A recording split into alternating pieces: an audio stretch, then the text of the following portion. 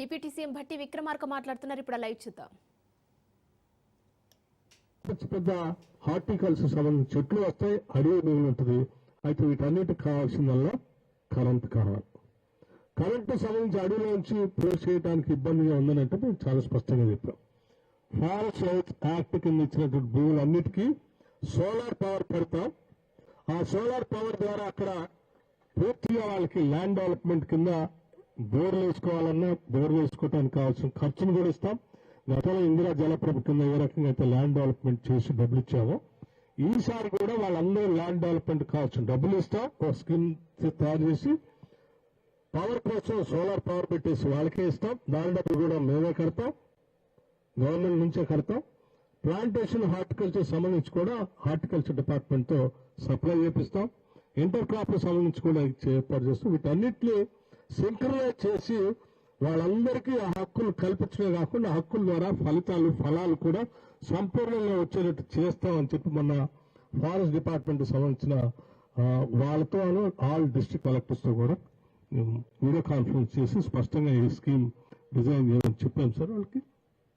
Even PCCF కూడా forest minister కూడా అందులో పంచాయతీరాజ్ మినిస్టర్ గారు కూడా కూర్చోబెట్టి దీన్ని డిజైన్ చేశాం. కాబట్టి చాలా ధైర్యంగా మీరు చెప్పండి, ఫారెస్ట్ రైట్స్ యాక్ట్ సంబంధించిన భూమి పైన సంపూర్ణమైన హక్కులు వచ్చేటట్టుగా చేసే బాధ్యత మేము ట్రైనింగ్ పొందినటువంటి మీ అందరూ తీసుకుంటాం అని చెప్పి గ్రామాల్లో చెప్పండి. అట్లాగే ఇంకోటి రాజుగారు ఇంకోటి కూడా గుర్తు చేశారు. ఫారెస్ట్ రైట్స్ యాక్ట్ అని అంటే ఏదో కేవలం భూమి పైన పట్టాలు ఇచ్చి ఆ భూమికి సంబంధించి ఒకటి కాదు, అడవి పైన వచ్చేటువంటి ఆదాయం అన్నిటిపైన అడవిలో ఉన్నటువంటి అన్ని వనరుల పైన వాళ్ళ హక్కులు కల్పిస్తూ చట్టంగా పొందొచ్చారు. నేను స్పష్టంగా నేను ప్రత్యేకంగా నేను పాదయాత్ర చేసినప్పుడు కూడా చూశాను.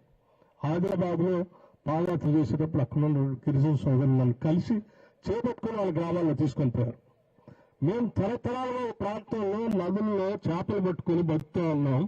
ఈరోజు ఫారెస్ట్ సంబంధించిన అధికారులు వచ్చి మమ్మల్ని ఆ గ్రామంలో చేపలు పట్టుకునేట్లేదు నదిలో.